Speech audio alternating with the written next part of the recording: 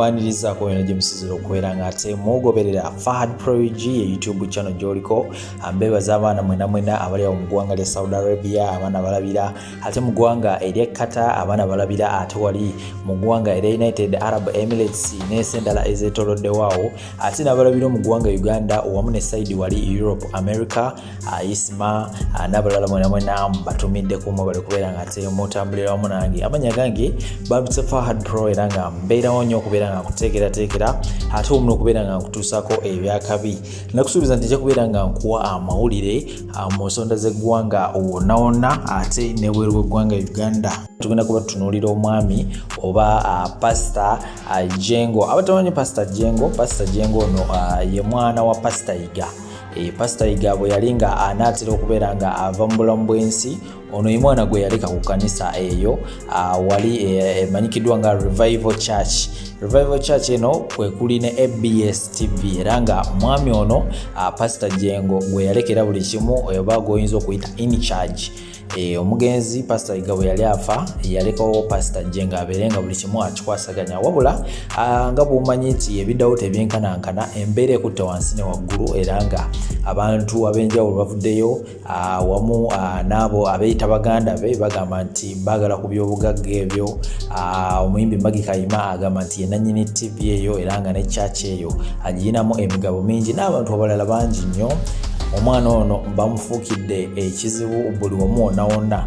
Ensonga no zikyakutte wansi ne waggulu, era nga wetwogerera ssaawa eno Pastor Jengo amaze weeks 2 nga talabikako, essimu ze teziriiko, era nga ne ku church gye yali badde asuubira okubeera nga ajabulirwa Sunday era talabikako. Amaze weeks 2 essimu ze teziriiko, talabikako. So kansunkulegereko obutambi buno ate obeere nga nawe oyongera okubeera nga obiwuliriza obyekennenye, ate oba oli awo oyinza okuteekawo endowooza yo wansi awo mu comment section, ate weerabira okubeera nga osulawo ka like ate naba kubeera nga subscribe ka notification bell okategeko, kubanga kano kaba kakuyambako nti buli video gye mbandeese obeera ogifuna mbutereevu bofuna ka notification yawo. Fahad Proigi kooli ate kankulekereko akatambi kano nkomewo tovaawo. Amanya nze Mukisa Philip, emanya gange ndi wansi wa Musumba Andrew Jengo wano ku Revival Church e Kawala. Abasinga obungi batumanyibwa nga eyabizaayo.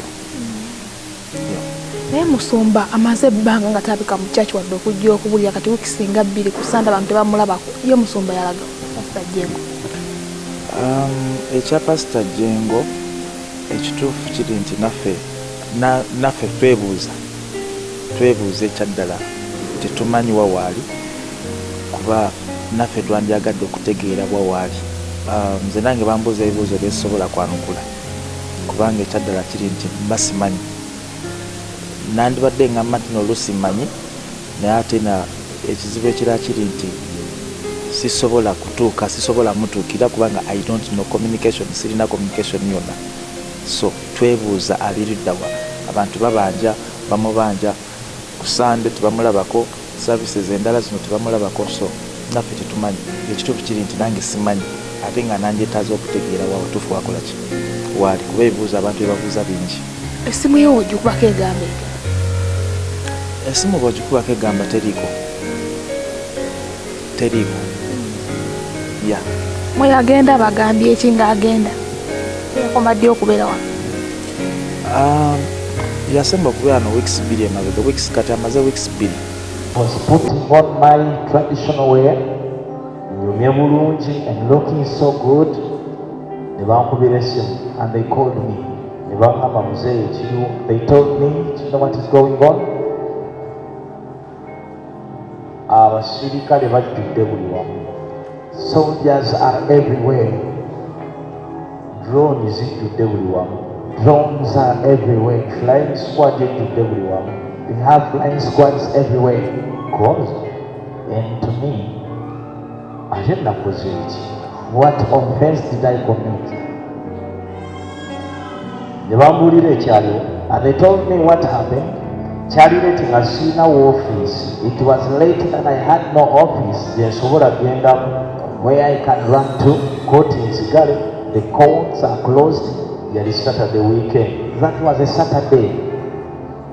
neŋŋamba obutonoona mukolo gwa mwana. And I said for me not to spoil this function,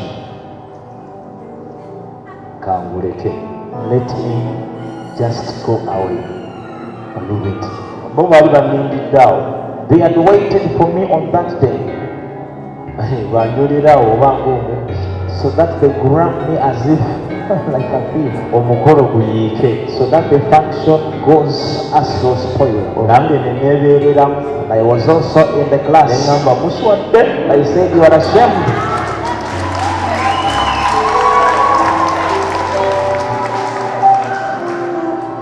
Omukolo ne gutambula, the function moved on well. Kikwewunyisa gwali waka wange. It wasn't my home. Gwali waka wange. It was in my home. Nenyini maka, but the owner of the home nga taliiwo was no. Ali ku dduka. He's on the run. Muyolale museke. Now, whom do you want to get so that you laugh? Agamba mu abamanyi. Say this up to you. Nkyalinayo amalala abugaba ogumu gwokka tegumusala. I still have many to keep, not only this. Mukama mulungi, God is good. So bwe butabaawo wange ku mukolo ate saagadde mmalinde kirala. My absence, ensonga yali eyo. That was the issue. Okubeerawo kwange, abasajja bali baagala kwonoona mukolo. Men wanted to spoil that function. Bali baagala gwonoona. They wanted to spoil it. Konze kale. Then I decided to say, kale, it's okay. Tetulabani gwe mugenda okukwata. Let us see whom you're going to grab like that. Kanjogere ku butabaawo wange oba weeks ago. Let me speak about my absence of 2 weeks. Mu bulamu bw'ensi, in this lifestyle or this life, waliwo akaseera. There is the time buli muntu kw'otuukamu, where everyone reaches. N'ogamba omanyi, and you say, you know, kasooke mpumulemu bulungi. Let me first have a rest properly. Season yajja. The season came. Guno mukolo, this is the function. TV biki, the TV byonna nali used. But I was used to nze ng'omuntu. But as a human, nalina personal issues zange. I had my personal issues ng'omuntu. As an individual, as a person. Leave alone the family issues or what used to that. Naina breakdown that I had a certain breakdown. And my doctor told me, you know what? You're going to have diabetes, what? Pressure. You have pressure at your age. And the doctor told me, I want you to spend a month. You are in the quiet place. You don't listen about work. You don't listen to the ministry. Just get yourself arrested so that your mind resets. When he told me that, and I have met some people who told me, just do that. And then I told Philip, you're going to be always there. Pastor Brian, assistant one, with my assistant Pastor Brian. You'll be running the TV. Brian, I told Brian, that I set everything. For the month I'm going to be absent. And I said, let me fast. But as they sit there, they'll be calling you. Nanyanja will also be calling. I said, I will not going to answer your calls. So I sent everything to Brian. But the function, I had to attend. That is what happened. As I was getting ready to go and have my seat, with the people who took long without seeing me, they are eager to see me, to get the news.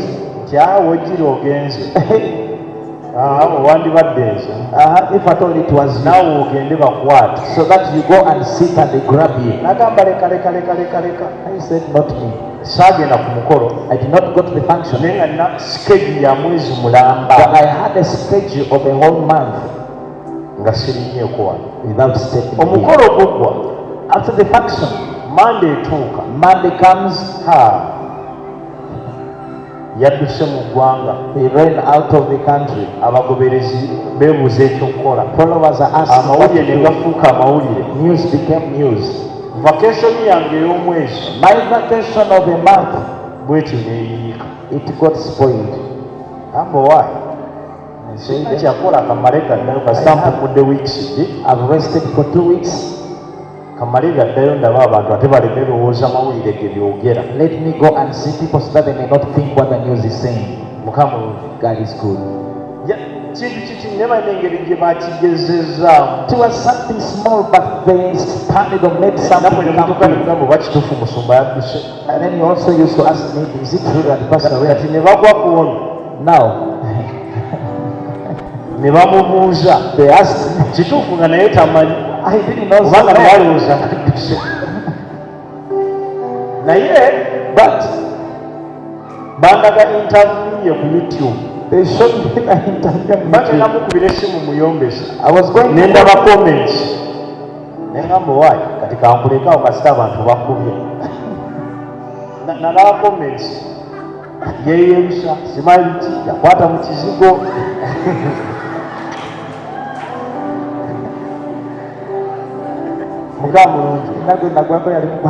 Basooka ne bava ku byange. Now they diverted ekkanisa ebeetya n'omusumba yakwata mu bizigo. How does the church do the pastor? Kayima yani. Where is Kayima? Nasoma comment ngagamba Kayima jangu ono ne muganda we. Mukama mulungi. Hallelujah. Abalanga beebuuza omusajja ono ddala yeeyabusa. We've been seeing the news. They speak this and we do something else. They say he's out of the country and I'm around. And I will not go away.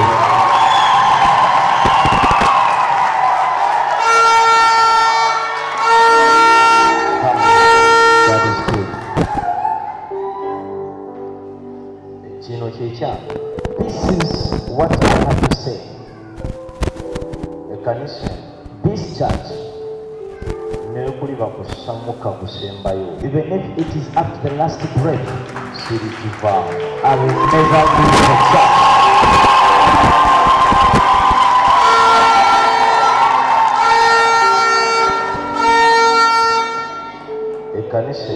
This church, as long as I'm still living, it will always remain as a house of God.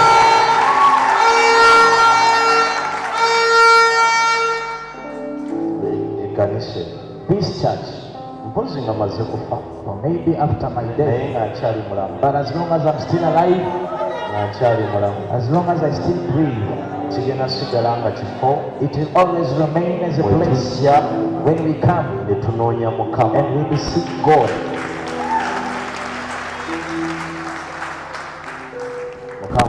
God is good. So however much the news hear them or listen to them and leave them there. Listen to them and ignore. God is good. Listen or hear and leave them. Just leave them as they are. This showed me most cases whenever you're there, praises up. Our father, after his death, they spoke many words that the church is going. But we stood or rose as a church and we said we are going to build the church. And once we're silenced, or maybe these days they are seeing nothing much is moving on. I want you to listen to me. I always don't want to answer the enemy with words. I always want, this is my life. I always want a person to speak many words and I will do the action.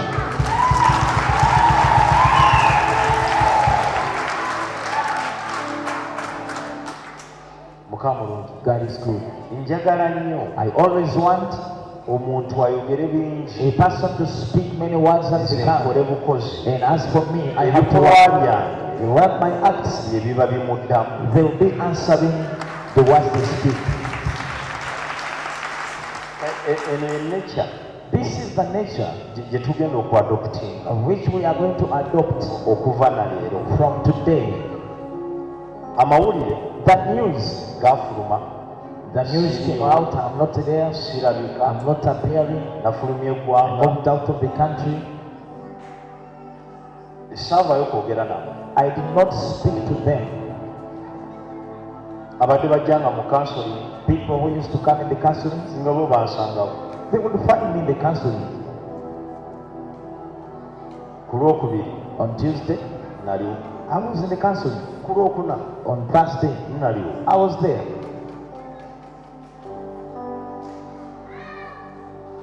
Nabiwulira, I heard yafulumya eggwanga. he's out of the country. Muli n'ensirika, And I kept quiet. ne ngamba kati ku Sande And I said, now on Sunday, bwe naba ndi katuuti bagenda kwogera. if at all it's not about it, what will they say?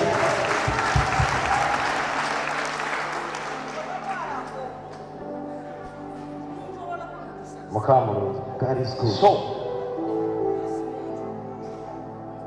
tuddiseemu bikolwa si bigambo. Let us answer the enemy by doing actions, not words. Omulembe gw'okwogerayogera guweddeko. The generation of speaking words is over. Tukozesa bikola. We are using acts or action. Kuno kwe kusaba kwange. This is my prayer or request. Era buli muntu yenna And everyone, owa revival, revival, priority esookera the ddala first priority gye njagala which I want eri emu. is one. Tetugenda kukwata We are not going to get ebizindaalo speakers tutambule mu Kampala and move along Kampala. bakase buli omu Assure everyone ekkanisa weeri. that the church is there. Tetugenda kugenda mu We are byalo not going to go to villages tukakase buli omu to prove to everyone ekkanisa weeri. that the church is there. Njagala tukole ekintu kimu. I want us to do only one thing. Era kuno kwe kusaba And this is my request. buli muntu yenna Everyone, ng'osabira wano, you pray from revival naawe ali ku church. TV, You who is on TV, naawe atudde wano. and even you who Oba is seated mulina here. munno leero tazze lw'okuba amanyi sigenda But kubaawo. don't you know the friend was not come because he knew that I'm not going to be here? Njagala oyogere naye ng'ofudde wano. I want you to speak to them after you leave this place. Kuno kwe kusaba kwange. This is my request.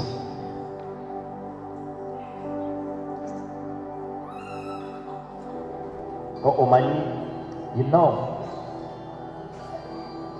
buli omulabe w'ayogera whenever the enemy oli mu speaks kusaanawo, that you're perishing, osabanga Mukama you always pray to awe God ekisa to give you the grace ogaziye amatwale to expand your territories. kisoboka Let's work as possible tufulume ekkanisa to move out of this church. tusabire ebweru. Let's go and pray from outside.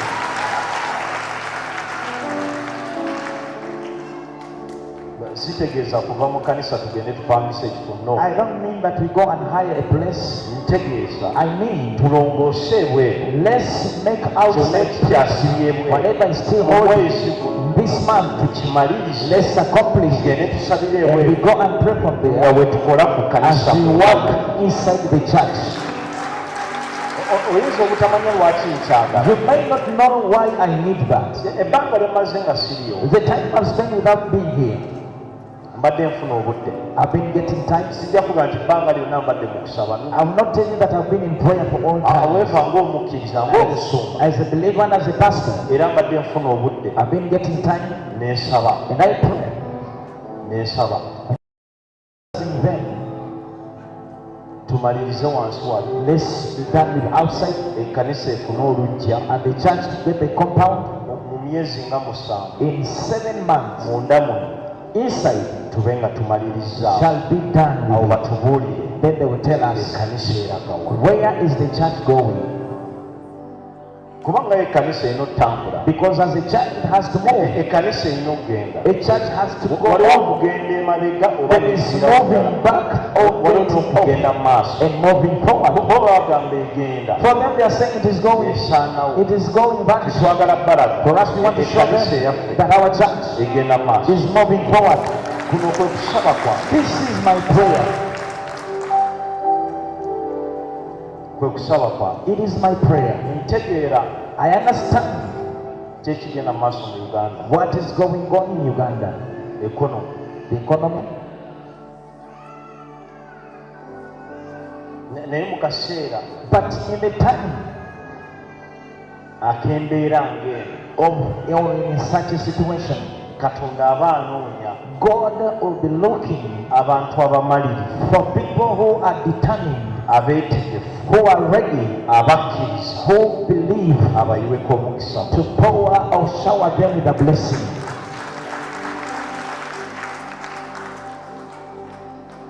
Katonda aba anoonya abantu bwe bati. God is looking for such people. Twagala guno omwezi We want by this month, bwe guggweerako, by the end of this month,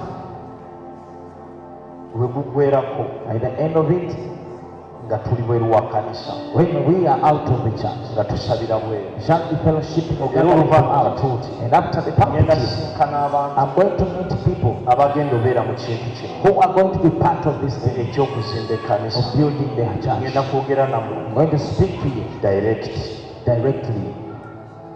Mukama mulungi. God is good. Y'engeri yokka It's the only way gye tusobola free to air. mugenda mala ebbanga nga temutufuna. You are going to spend a while without getting us. Zuku, Azam, GoTV, Zuku, Azambo TV. mugenda mala ebbanga nga temutufuna. It will be a long time. Mukama mulungi. God is good. Twafuna complications. We got some complications. Ne tusooka tuvaako awo. Then we went off. TV Now the eri TV, ku StarTimes kwokka, it's only on Star Times. era tuli mu nteekateeka And we are in the preparations zigiteeka of putting it ku kisowaani kya StarTimes. on the Star Time dish. Twebaza Mukama, We thank God. Katonda yatuwa ekisa